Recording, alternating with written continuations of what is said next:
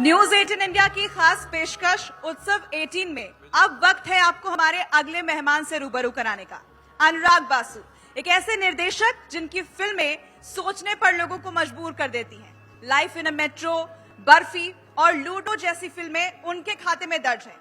वो कैंसर से लड़े हैं और असल जिंदगी के असल फाइटर हैं अनुराग बासु। इसलिए मंच पर जोरदार तालियों के साथ स्वागत कीजिए लेखक, निर्माता, निर्देशक अनुराग बासु का। और उनसे खास बातचीत करेंगे हमारे सहयोगी और न्यूज 18 इंडिया के roving editor Prateek Trivedi. Please जोरदार तालियां। Thank you so much sir. Transition लेना है सर मुझे एक जगह से दूसरी जगह। কেমন আছেন দাদা? ভালো তো? अच्छा बंगला कैसे? बंगला मैं कैसे बताऊं? मुझे इंटरव्यू तो आपने मेरा ले लिया इंटरव्यू। मैं थोड़ा थोड़ा बंगला बोल लेता हूं, थोड़ा थोड़ा একটু চেষ্টা করি আমি। ভালো করে তো বলতে পারি না, लेकिन একটু চেষ্টা করি আমি। Thank you so much sir, thank you so much. लेकिन कहां से शुरू करूं आपके लिए? इतनी तो पिक्चर्स हैं, इतने तो वॉल्यूम्स हैं और इतनी तो बातें हैं। भिलाई याद आता है? रग रग में है भिलाई। ये आर्टिस्ट होता है, रग रग में है भिलाई। आप अलग नहीं कर सकते। एकदम नहीं, बिल्कुल नहीं। और वो भिलाई चमक जाता है मुंबई में, दिखता है अलग से। अच्छा, मैं कह रहा हूं वो आता है, चमकता है, दिखता है। नहीं दिखता है अक्सर। मतलब क्या विड्रॉल सिम्टम्स होता है मुझे जब मैं भिलाई बहुत दिनों तक नहीं आता हूँ। सपने में ज्यादा भिलाई आता है, ऐसे ही मतलब मन करता है तो आ जाता हूँ। साल में 3-4 बार तो आ ही जाता हूँ। 3-4 बार आ जाते हैं। हाँ, तो मेरा आना और अब एक्सप्लेन नहीं कर सकता कैसा लगता है भिलाई। वो एक फीलिंग्स जैसे अभी भी इतने सालों बाद भी जब फ्लाइट लैंड करने को होती है ना रायपुर में, जो ऊपर से उस जो 2 सेकंड का जो फीलिंग होता है अंदर की, अभी वो ना बंबई में लैंड करते समय होता है ना कलकत्ते में लैंड करते समय होता है। वो यहीं पे लैंड, वो पता नहीं, वो फीलिंग आपको एक्सप्लेन नहीं कर सकता। मैं समझ सकता हूं, उसका सिर्फ अंदाजा लगा सकता हूं। ऊपर से देखता हुआ शख्स अपने प्रदेश को देखता है, अपने शहर को ढूंढता है, अपने लोगों को ढूंढता है, अपने आसपास के एनवायरनमेंट को ढूंढता है।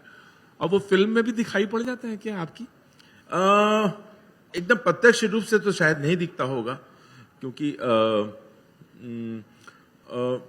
मैं जब यहाँ पे भिलाई में मेरी पढ़ाई हो रही थी, जब मैं आपको थोड़ा अपना मेरा बैकग्राउंड बताता हूँ भिलाई जी। तो भिलाई में क्या है, मेरे पापा जो थे भिलाई स्टील प्लांट में काम करते थे जी। मेरी मम्मी वहां पे टीचर थी, वो भी भिलाई स्टील प्लांट की एम्प्लॉय थी। और मेरे पापा और मम्मी दोनों का इश्क रायपुर में हुआ। अच्छा, उनका इश्क रायपुर में हुआ। तो वो पापा रायपुर में थे, मम्मी भी दोनों फाफाडी में थे। मेरी पैदाइश फाफाडी की है, रायपुर। रायपुर फाफाडी में मैं पैदा हुआ जी। सो उनका बड़ा लव स्टोरी चला यहाँ पे। वाह, कई सालों तक, 4-5 सालों तक। एंड यू आर अ प्रवासी बंगाली? एकदम प्रवासी बंगाली। और पापा और मम्मी साफ छत्तीसगढ़ी बोलते हैं। वाह। लेकिन मैं भिलाई में उस समय छत्तीसगढ़ी बोलने का इतना चलन नहीं था स्कूलों में, भिलाई टाउनशिप में। तो मेरी छत्तीसगढ़ी बहुत कमजोर है, कि पापा और मम्मी की बहुत साफ है। परफेक्ट है। तो उसके बाद थिएटर का पापा के पास था झुकाव, या माँ पापा दोनों को था थिएटर का? कि अभियान कैसे बन गया ग्रुप? पापा का था थिएटर में। पापा का था। पापा तो रायपुर से ही थिएटर में सक्रिय थे। और यहाँ से फिर बाद में जब पापा भिलाई गए तो वहां पे उन्होंने अभियान ग्रुप बनाया। अच्छा। और फिर वहां थिएटर करना शुरू की। माँ भी, मैं जब से बचपन से दोनों को ही थिएटर करते हुए देखा हूँ। और पापा कब, किस उम्र में चले गए यहाँ से छत्तीसगढ़ छोड़ के? पापा गए जब मैं 10वीं में था। 10th में थे? मैं जब 10th में था तब पापा गए बम्बई। मैंने कहीं देख रहा था, पन्ने पलट रहा था, लोगों ने कहा कि कुछ लोगों ने आपको ताने भी दिए, कुछ कहा। हाँ, उस वक्त मतलब ये बहुत बड़ा रेडिकल डिसीजन था उनके लिए। अच्छी खासी नौकरी, सब कुछ हाँ। बढ़िया। और बम्बई गए तो पापा चाहते थे वहां पे कुछ अपना पैर जमाएं, कुछ करें। लेकिन यहाँ पे मतलब स्कूलों में कहता रहे तेरा डैडी हीरो बनने गया है, ये सब मतलब कहते थे। तो मुझे भी गुस्सा आता था उस वक्त, क्यों चले गए। मुझे समझ में नहीं आया क्यों चले गए। वो डिसीजन जो उन्होंने तब लिया, उसकी समझ मुझे बहुत बाद में आई कि इतना करेज था उनके अंदर। ये डिसीजन लाइफ की इस मोड़ पे लेना बहुत हिम्मत चाहिए होती है। बहुत हिम्मत चाहिए, और शायद यही थिएटर होता है, यही जुनून होता है। लेकिन उस वक्त नाराज था मैं, आपको सच्ची बताऊं तो। आप नाराज थे? मैं नाराज था। 10th पे पढ़ता है लड़का, अरे पापा चले गए, तो मतलब आते जाते रहते होंगे? हाँ, ऑफ कोर्स आते जाते थे। मतलब उनका बहुत मन लगा रहता था। एंड देन जब आपने 10th कर लिया, फिर आप भी मुंबई शिफ्ट हो गए? नहीं, 10th नहीं, मैं 12th किया यहाँ पे। अच्छा, 12th किया? 12th किया। और बम्बई शिफ्ट होना भी ऐसा, मैं तो 12th के बाद भी मुझे, जैसे भिलाई में भिलाई में जो भी बच्चा पढ़ता है वो इंजीनियर और डॉक्टर और आईआईटी इसी की तैयारी करता है, तो मैं भी कर रहा था। और कुछ जगहों पे लग गया, कुछ जगहों पे नहीं लगा। हाँ। तो फिर 12th के बाद मैंने ऐसे मन बना लिया कि मुझे इंडस्ट्री में जाना, ऐसा नहीं था। ऐसा नहीं था, मतलब आपके पास इंडस्ट्री को लेकर कोई सपना नहीं था, थिएटर को लेकर कोई सपना नहीं था, कुछ सपना नहीं था, मैं बहुत कंफ्यूज बच्चा था। कंफ्यूज बच्चा था। ये कंफ्यूजन दूर कैसे हुआ? मुंबई पहुंच के फिर कैसे, नहीं, काफी दिनों तक पुणे तक पहुंच गए आप? पता नहीं था कहाँ किस रास्ते जाना है। और बम्बई और फिल्म इंडस्ट्री तो बहुत फार फेच ड्रीम था। अरे बाप रे बाप, आप मतलब हिम्मत भी नहीं करते ना ऐसे सपना देखने की। हाँ। आपको रियलिस्टिक सपना लगता नहीं है वो। हाँ। सो मैं बम्बई गया, बीएससी ऑनर्स किया, ऑनर्स करते करते वहां पे जम के थिएटर किया। तो वहां थिएटर करते करते जब वहां पे ऐसे तारीफें हुई, लोग पहली बार खुद से, पापा के शैडो में नहीं, खुद इंडिपेंडेंटली कर रहा था ना, तो तब जाके शायद मुझे थोड़ा सा ऐसा लगा कि शायद मैं बिलोंग करता हूँ यहाँ पे और शायद मेरा कुछ हो सकता है। तो धीरे धीरे मैंने काम करना शुरू किया और सेटों पे गया। मेरा एग्जाम हो गया, 3rd ईयर पास हो गया। उसके बाद भी हिम्मत नहीं, मैंने अपने को 6 महीने का वक्त दिया। 6 महीना मैं इंडस्ट्री में स्ट्रगल करूंगा, नहीं हुआ तो मैं अपना एकेडमिक कैरियर आगे बढ़ाऊंगा, लेकिन मैं जिंदगी भर अपने सपने के पीछे नहीं भागूंगा। मैं बहुत ही पेसिमिस्टिक, बोरिंग किस्म का बंदा, बंगाली टिपिकल मिडिल क्लास। मेरे को जिंदगी अच्छी चाहिए थी। माछ और भात, Correct, एकदम वही वाला। यस। मतलब ये फिर बात दरअसल ये कैसे लीक कैसे टूटी? कि लगी बात बन गई कि आप पुणे इंस्टीट्यूट पहुंच गए। नहीं, पुणे इंस्टीट्यूट नहीं गया मैं, मेरा सपना वो था पुणे इंस्टीट्यूट का। कई जगह लिखा हुआ है इंटरनेट में कि मैं पुणे से पास आउट हुआ, मैं नहीं हुआ। अच्छा, ये गलत लिखा हुआ ये है? गलत लिखा हुआ है, पता नहीं क्यों, कहाँ से लिखा हुआ है। पुणे इंस्टीट्यूट में कभी गया ही नहीं। और पुणे इंस्टीट्यूट लेकिन सपना था मेरा जाना। ये देखिए बहुत बड़ी बात है कि आप लो, हर जगह मैंने जहां पे तलाशा उसमें लिखा हुआ कि पुणे इंस्टीट्यूट पास आउट। नहीं, मैं पुणे से पास आउट नहीं हुआ। मैंने अपने ग्रेजुएशन किया। ग्रेजुएशन के बाद मैं असिस्ट करना शुरू किया, कई जगहों में किया और मैं बहुत जल्दी डायरेक्टर बन गया। इनफैक्ट मैं 22 साल का था शायद 97 में, और मेरा पहला सीरियल आया तारा आया, उस वक्त काफी पॉपुलर था। बहुत पॉपुलर था। हाँ, बस वहां से शुरू हो गई। वहां से बात बन गई। यस। फिर बालाजी? वो बहुत बाद में आया। बालाजी के शोज मेरे काफी पॉपुलर हुए करके लोग मुझे रिलेट करते हैं, लेकिन मैं जब 1.5 2 साल सारे शोज पॉपुलर हो गए, मेरे सारे शोज बहुत अच्छे कर रहे थे, लेकिन मुझे लग रहा था कि ये मेरा मिजाज का नहीं हो रहा है कुछ। मैं आपके बारे में एक बात कहूं, हाँ, मतलब बहुत बहुत आदर के साथ और विनम्रता के साथ, एकदम बोलिए। जहां से आपने अपना स्केच खींचा, हाँ। आपने जो स्केच बनाया उसमें ये लग ही रहा था कि ये शख्स एक जगह रुक ही नहीं सकता। टेलीविजन में कैसे रुक सकता था? कहीं ना कहीं बोर्डम होना था उसको। करेक्ट। तो वो जो बोर्डम हुआ उसने आपको पटका ले जाके भट्ट कैंप में, करेक्ट, वहां पहुंच गया। वहां पहुंच गया। उन्होंने ढूंढा मुझे एक्चुअली। अच्छा, उन्होंने ढूंढा, आइडेंटिफाई किया। वो थिएटर के जरिए हुआ होगा? थिएटर नहीं, मेरा टेलीविजन का काम देखकर उन्होंने मुझे फिल्में ऑफर की। अच्छा। टेलीविजन का काम देखकर। अच्छा।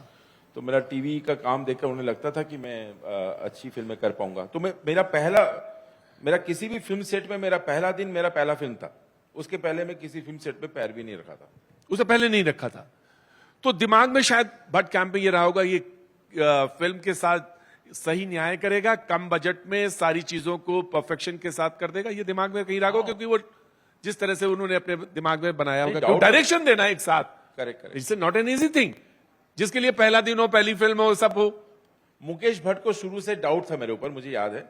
भट्ट साहब को डाउट नहीं था। अच्छा। तो मुकेश भट्ट बोल रहे थे कहां से, मतलब क्योंकि हम उनके कैंप का भी नहीं था, कभी उनके एसएसबी नेम पहला इंसान था। क्योंकि क्या होता है, महेश भट्ट के कैंप में ऐसा होता था कि विक्रम भट्ट, तनुजा चंद्रा, ऐसे कई सारे लोग थे जो उनके साथ काम करते हैं।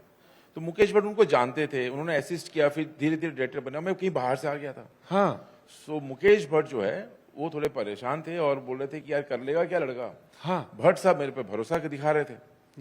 सो पहले शेड्यूल के बाद फिर सब सही हो गया। फर्स्ट शेड्यूल हुआ, काम देखा उन्होंने, उन्हें लगता है कि फिर। और फिल्म जो थी वो मुझे बताया कि शायद कितने करोड़ की थी, बनी थी? पहले दोनों फिल्में तो बहुत कम बजट में बनी, 2-2.5 करोड़ ऐसा। और पहला मेहनताना कितना था? मुकेश जी बड़े स्मार्ट बिजनेसमैन है। उन्होंने क्या किया, उन्होंने मुझे बुलाया और बोला कि बेटा कितना पैसा लेगा। तो मैंने बोला मुकेश जी अभी क्या बोलूं, मेरी आप मुझे ब्रेक दे रहे हैं, आप जो दे दें मुझे, मैं तो मतलब मैं फिल्म बनाना चाहता हूं। तो मुकेश जी बोले बेटा मैं तुझे 7 लाख दूंगा। तो मैं बोला सर ओके डन, बट बेटा फॉर 2 फिल्म्स। ओह, तुरंत स्टेटमेंट बदला उन्होंने। अच्छा, तुरंत बदल दिया। ये 3.5 में ज्यादा होता है। 3.5 हो गया फिर। हाँ। तो पहले दोनों फिल्मों के लिए 3.5 मिला था हाँ, मुझे। तो वो 3.5 और बिजनेस कितना किया उस फिल्म ने? नहीं, काफी किया बिजनेस, मतलब मर्डर वॉज तो मतलब ह्यूज हिट। अब 2.5 करोड़ बनी थी, कुछ 70-80 तो कमाई थी उस समय। 70-80 करोड़ की कमाई की उस वक्त। लेकिन आपने बताया था, जिक्र किया कि बाबा और माँ का इश्क यहीं छत्तीसगढ़ में हुआ। मैं थोड़ा सा फ्लैशबैक में लगे, क्योंकि आपके साथ एक फिल्म में खास बात है, आप ताने बाने बहुत अच्छे बुनते हो। 4 स्टोरीज एक ही फिल्म में निकाल के ले आते हो। तो मैं एक बार फिर से पीछे लेता हूं आपको। तानी कहां मिल गई, वाइफ कहां मिल गई, और कहां इश्क परवान चढ़ गया? तानी मिली मुझे गुवाहाटी में। गुवाहाटी में शूट के सिलसिले में? शूट मतलब एक डॉक्यूमेंट्री था, और मैं डॉक्यूमेंट्री जहां जिनके लिए तानी बॉस थी उसमें मेरे पास, मतलब उनको रिपोर्ट कर रहा था। अच्छा। सो वो डॉक्यूमेंट्री बना रहा था, और मैं टेक्नीशियन था उस डॉक्यूमेंट्री में, और तानी से वहां गुवाहाटी में मुलाकात हुई।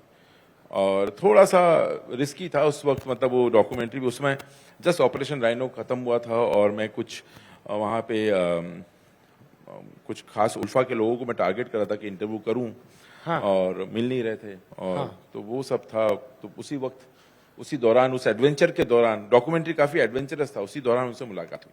विजुअल के मास्टर हैं आप, तो मुझे बताइए वो कैसे, किसने पहले आई लव यू बोला?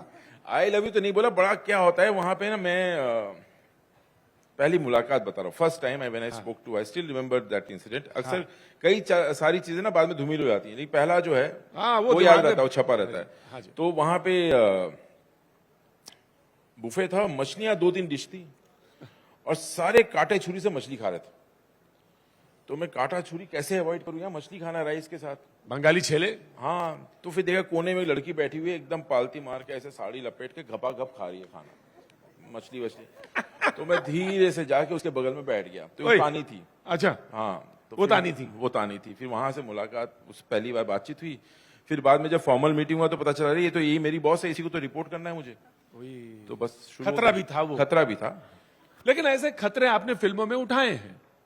जैसे मैं फिल्में देख रहा था आपकी, पहला खतरा तो मतलब आपके खास पहली फिल्म के लिए चॉइस ना, वो फिल्म जो थी बहुत बढ़िया जो फिल्म है, मर्डर है। और पता नहीं आपने उसके लिए एक वर्ड भी यूज कर दिया, बड़ी स्लीजी है। हाँ, आपने क्यों यूज किया? पहला इश्क, पहला प्यार, पहली कृति, पहली रचना, और आपने उसके लिए वर्ड यूज कर दिया स्लीजी।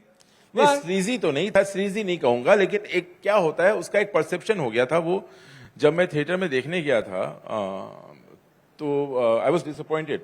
पहला फर्स्ट शो मैंने कहा डिलाइट में देखा था, दिल्ली में एक थिएटर है। हाँ। सो बस, तो वहां तो मतलब मैं देखा तो सिर्फ कोई औरतें नहीं थी थिएटर में, सिर्फ लड़के थे। एंड तो वो बोला था, मैंने ये ऐसा सोच के नहीं बनाया था कि मतलब लोग इस तरह से लेंगे उसे फिल्म को, तो डिसअपॉइंटमेंट तो हुआ था। तो वो जो बनाया नहीं था वो, यानी फिल्म फाइनली कहते हैं कि बनती तो एडिट टेबल पे है, तो वो एडिट टेबल पे नहीं थी? Director Anurag Basu was there and every step on every frame of the film? नहीं, एडिट टेबल पे नहीं, मैं नहीं मानता हूँ कि फिल्म बनती है। अच्छा। वो तो खैर आप जैसे, और उस वक्त फिल्मों में जब शूट होती थी ना, आजकल ये लोग यूज करते हैं, डिजिटल मीडिया हो गया, सब कुछ हर एंगल से लोग शूट कर रहे होते हैं। उसके बाद कुछ फिल्में ऐसे एडिटल बन जाती थी, उस वक्त तो फिल्मों में शूट होता था। उस वक्त you have to be really precise what you are doing, कहाँ पे कट होगा। 1 सेकंड भी ज्यादा शॉट आप ले नहीं सकते थे, आपके पास बजट जब कम होता है तब खास करके। तो आप यही मैं जानना चाह रहा था, इसलिए मैंने आप तो कोई भी एक्स्ट्रा शॉट नहीं ले सकते, तो एडिट तो आपका एकदम दिमाग में प्रेशर भी। हाँ। और फिर वो सफर धीरे धीरे शुरू हुआ, और जब वो आगे बढ़ा तो एक फिल्म आई बर्फी। करेक्ट। मैं मानता हूं कि वो बर्फी जो है आपकी, मैं ये कैसे कह दूं कि क्लाइमेक्स से अभी तो रफ्ता रफ्ता कैसे कह दूं कि ये बात बीच में गैंगस्टर आई थी, आप बोल रहे हैं। गैंगस्टर आई थी, ऑफ कोर्स वेरी सफल मूवी है वो, बहुत सफल मूवी है, लेकिन उसको आप किस कैटेगरी में रखते हैं? मैं मर्डर से ज्यादा गैंगस्टर को आंकता हूं। तो अनुराग बसु एक बनता जा रहा था, एक कैरेक्टर बनता जा रहा था, और निर्देशक के तौर पे छाता जा रहा था। बर्फी तक आते हुए, क्योंकि टाइम हमारे पास एक वो है, तो बर्फी तक आते आते मैच्योर नजर आते हैं।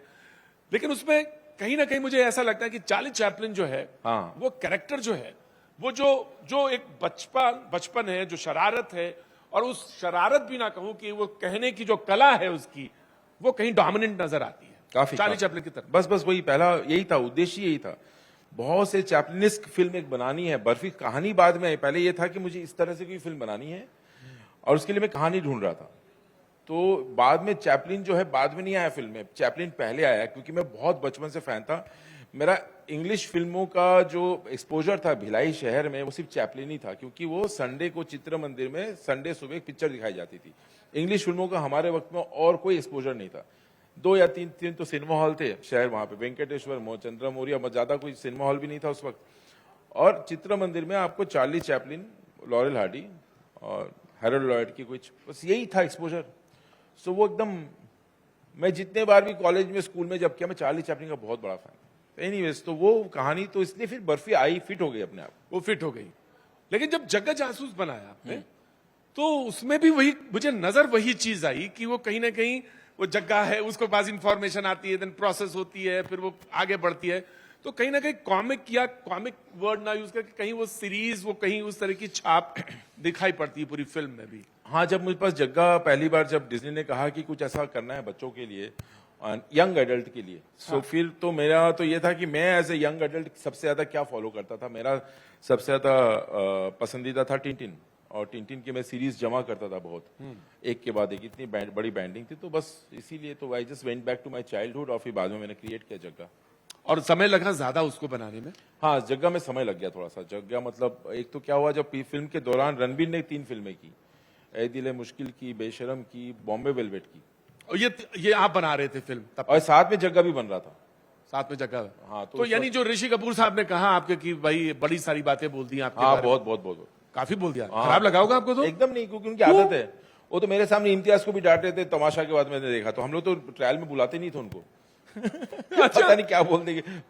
रणबीर भी काफी, मतलब वो नहीं, मैं इट वाज नॉट सरप्राइजिंग। मतलब उन्होंने बहुत सारी चीजें ऐसी बोल दी जो मुझे लगा कि शायद पता नहीं क्यों ऐसा बोले। उन्होंने मेरे उसका कपूर का करियर वो नीचे हो गया। उन्होंने बर्फी के लिए भी बात कही थी। अच्छा।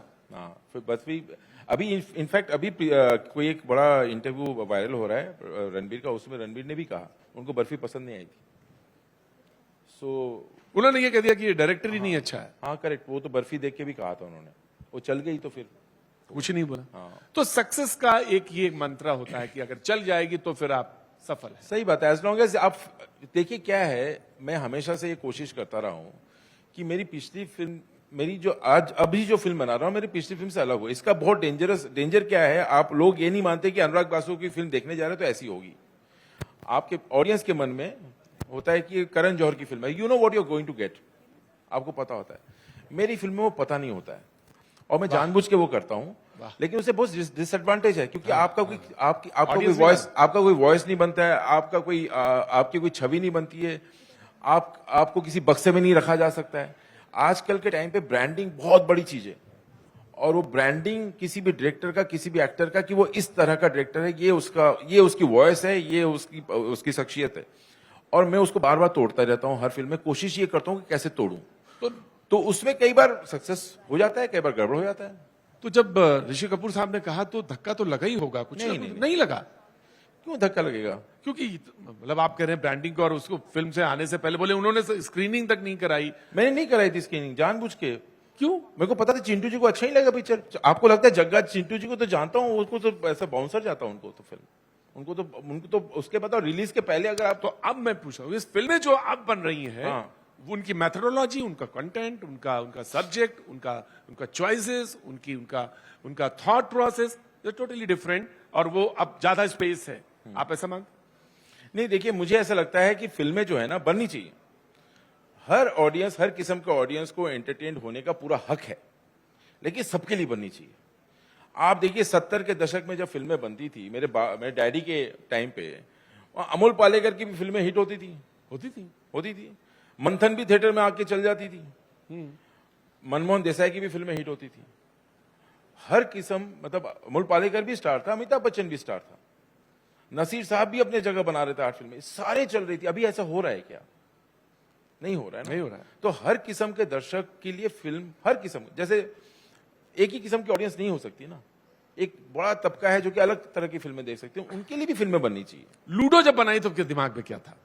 बस यही था कि कुछ बनाते, मस्ती करते और फिल्म मस्ती करते हैं, और उसमें आपने बड़े बड़े आर्टिस्ट इस बार ले लिए थे, उसमें बड़े बड़े लोग थे। हाँ, हालांकि इससे पहले बर्फी में भी कोई कमजोर कास्ट नहीं है, बड़ा कास्ट है, लेकिन लूडो में आपने खूब जमकर इस्तेमाल किया। हाँ, आजकल थोड़ा सा मुश्किल हो गया क्योंकि लोग सब सोलो फिल्में करना चाहते हैं, जिस तरह से आप एंसेंबल कास्ट करते हैं और सारे बड़े पॉपुलर हैं। I was very thankful to all the actors who have said yes, and अभी मेट्रो बना रहा हूं, इसमें भी काफी सारे एक्टर्स हैं। सो मुश्किल होता है आज के दौर पे ऐसे सब लोगों को जमा करना। अभिषेक के साथ काम किया, बहुत मजेदार, मेरा बहुत अच्छा दोस्त है वो, बहुत बहुत इंटरेस्टिंग है As और an मुझे art- बहुत बहुत अंडररेटेड एक्टर है, अंडररेटेड एक्टर, बहुत अंडररेटेड एक्टर है, बहुत बड़ा एक्टर है। बहुत बड़े रिफ्लेक्सेस हैं, शायद इस्तेमाल नहीं हुए, या उसके लिए हाँ। कोई ऐसा डायरेक्टर या कोई ऐसी फिल्म या कोई स्टोरी जहां वो फिट बैठ। उसको थोड़ा पुश करना पड़ता है और कुछ नहीं, वो वेट करता है कोई मुझे पुश करे तो फिर मैं करूं। और उसको खुद को नहीं पता वो कितना अच्छा है, प्रॉब्लम ये है, अभिषेक को ये खुद नहीं पता। खुद को नहीं पता। तो लूडो के बारे में आप बोल रहे थे, तो फिल्म का कैसे थॉट कैसे आया कि इसमें 4 स्टोरी एक साथ दाएं बाएं चलती हैं? आज रूरो का एक्चुअली ये थॉट जो है वो, ये जो परसेप्शन है गुड और बैड का, वहीं से चित्रलेखा एक उपन्यास है, हाँ जी, अरे क्या बस वहीं से आई बीज उसकी। बताओ कौन सा चित्रलेखा और कहाँ ये लूडो फिल्म। लेकिन कहीं पे आपका जब पहले पढ़ा हुआ कोई किताब है, कोई कॉन्टेक्स्ट है उसका। चित्रलेखा में भी एंड में है ना, उसका एंड क्या होता है कि आप जो है उसके एंड में एक छोटा सा टेक्स्ट है कि भगवान तो हमारे बनाए हुए हैं, हाँ, ताकि ये मनुष्य की कृति है, God is human creation, so that ये सोसाइटी को कंट्रोल में कर सके। मैं अभी उषा बाले जी के साथ कर रहा था, प्रोग्राम कर रहा था। वो 2.5 साल की उम्र में शादी हो गई, सब्जी बेची, केला बेचा, और वहां से मतलब मुझे बिल्कुल फिल्मी जैसी लग रही थी, कहानी भी उनकी फिल्मी जैसी लग रही थी। और यहाँ छत्तीसगढ़ की वो बहुत फेमस है, और वो मुझे लग रहा था कि किसी आज के समय में जो फिल्में बन रही है उसमें एक लाइन जरूर लिखी जाती है, इट्स अ रियल स्टोरी। उसका प्रभाव पड़ता है क्या, फर्क पड़ता है? हाँ, प्रभाव तो पड़ता है। मैं एक रियल स्टोरी कर रहा हूँ तो प्रभाव, जैसे किशोर कुमार की बायोपिक में काम कर रहा हूँ, जिम्मेदारी कुछ अलग किस्म की हो जाती है जब आप कर रहे होते हैं इतने बड़े शख्सियत पे फिल्म।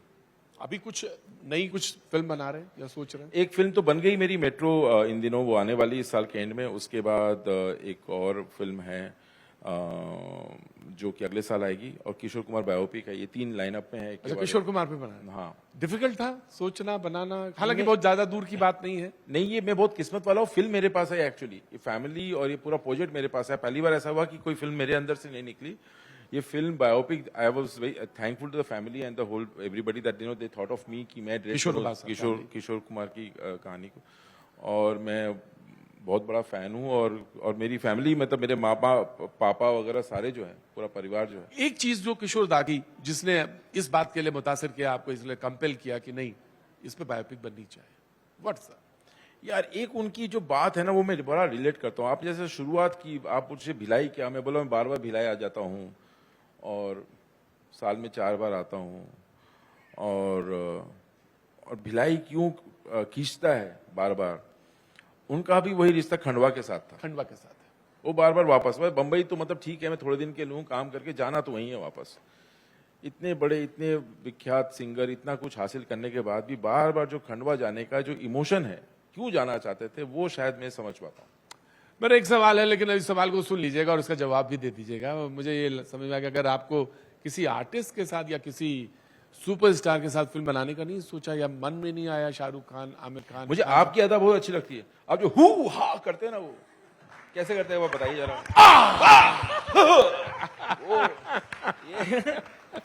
ये बेस्ट है। Thank you so much. बहुत बहुत शुक्रिया, बहुत बहुत शुक्रिया। आर्टिस्ट यही होता है जो उसको मालूम है कि उसको एक पैर की चिड़िया चाहिए, तो वो एक ही पैर की चिड़िया ढूंढता है, और जब वो मिल जाती है तभी वो दूसरे पैर को भी लाता है ढूंढ के। थैंक यू सो मच, मुझे बहुत मजा आया आपसे बात करने के लिए। so much. लेकिन एक चलते चलते, उत्सव 18 न्यूज 18 इंडिया का ये शुरुआत है, जिसमें आप पहली शख्सियत हैं, हमारे सामने बैठे हैं और बातचीत का सिलसिला आपसे जुड़ा है। अभी तो ये सिर्फ कह सकता हूं कॉमा है, आगे बहुत सारी बार, कई बार मुलाकात होगी आपसे। व्हाट यू वांट टू से, क्या कहना चाहेंगे? नहीं, बहुत कमाल है। और इस तरह से क्या होता है, एक देश को जोड़ेगा। और ये जो बिखर गया ना, पहले ये काम ना दूरदर्शन किया करता था, आपको पता है जी? ये देश को जोड़ता था दूरदर्शन में शाम को 8 बजे एक कार्यक्रम आता था, जहां पे हर स्टेट का एक प्रोग्राम आता था शाम के 8 बजे। और वो जो है, हम शहर में बैठे बैठे, अपने घर में बैठे बैठे उड़ीसा को समझते थे, छत्तीसगढ़ को समझते, मतलब अलग अलग स्टेट को समझते थे। और ये मेरे को लगता है ये बहुत जरूरी है, क्योंकि आपके दर्शक जो छत्तीसगढ़ी नहीं है, जो उत्तराखंड में है, वो छत्तीसगढ़ को जानेंगे, छत्तीसगढ़ के लोग उत्तराखंड को जानेंगे, उत्तराखंड के लोग हरियाणा को जानेंगे। ये बहुत जरूरी है। ये न्यूज 18 का उत्सव, हाँ, ये इसमें बहुत काफी- बहुत बढ़िया है, ये बहुत बढ़िया पहल है ये। और अगर चलते चलते उठते उठते बैठो, क्योंकि लालची बहुत हूं मैं, और होना चाहिए। एक फिल्म डायरेक्टर को, एक फिल्म प्रोड्यूसर को, फिल्म एक्टर को लालची होना चाहिए। मैं हूं तो नहीं, लेकिन मैं हूं बहुत लालची। मेरा प्रोफेशन यही है काम की, कि लालच जरूर रखो। अगर एक लाइन में डिफाइन करना हुआ आपको कि मेरे बस की तो नहीं है, क्योंकि मतलब कितने मल्टीफेसेड आदमी, कितने कलर हैं आप में, तो मैं अगर कहूं आपसे ही बताने के लिए और छोड़ दूं आप पे कि अगर कोई जानना चाहे, आप जब किशोर दा की फिल्म देख रहे हो या कुछ और आगे देखेंगे, तो कैसे डिफाइन करेंगे आप अपने को? मैं अपने आप को कैसे डिफाइन करूंगा? हाँ, या फिल्म, या अपने कृतित्व को, या फिल्म, या दोनों को मिला के? हाँ, एक तो क्या है, मैं अभी भी अपनी आवाज ढूंढ रहा हूं, वाह, तो इसलिए एक्सप्लेन करना बड़ा मुश्किल है। मैं ढूंढ रहा हूं अभी भी, मुझे पता नहीं है मैं एज एन आर्टिस्ट में अपने आप को कैसे डिफाइन करूं। लेकिन एक चीज मैं मानता हूं और मैं उसको फॉलो करता हूं for cinema, inhale life, exhale cinema. ये जो है, ये मेरा मंत्र है, और ये मेरे अपने असिस्टेंटों को भी बोलता हूँ। जिंदगी जियो, सिनेमा अपने आप निकलेगा, सिनेमा अपने आप ही निकलेगा। और मैं कहूं उठते उठते अगर कोई लाइन गुनगुनानी हो तो क्या गुनगुनाएंगे? गुनगुनाना है। हाँ, गुनगुना दीजिए। बहुत देखिए, इतने अच्छे अच्छे प्रोग्राम होके गए, मुझसे मत मिलो। मुझे तो बांग्ला से लेके कहीं, मैं तो पूरा देश अपना है, तो कहीं से कोई चीज गुनगुना नहीं, दीजिए। छत्तीसगढ़ में तो बंगला कैसे गाऊंगा? हाँ, तो आप छत्तीसगढ़िया कर दीजिए। छत्तीसगढ़िया सबसे बढ़िया। ए सत्यनाम सत्यनाम सत्यनाम रे, गुरु जय घासीदास, अमृत धारा में बहाई रे, गुरु जय घासीदास, अमृत धारा में बहाई रे। जय घासीदास। जय। Thank you so much. वाह, ग्रेट। प्लीज। अनुराग जी, आपसे गुजारिश है आप कुछ पल और मंच पर बने रहे। मैं न्यूज 18 इंडिया और हिंदी डिजिटल के मैनेजिंग एडिटर ज्योति कमल जी से गुजारिश करूंगी कि आप आए, हमारे मेहमान को धन्यवाद दें।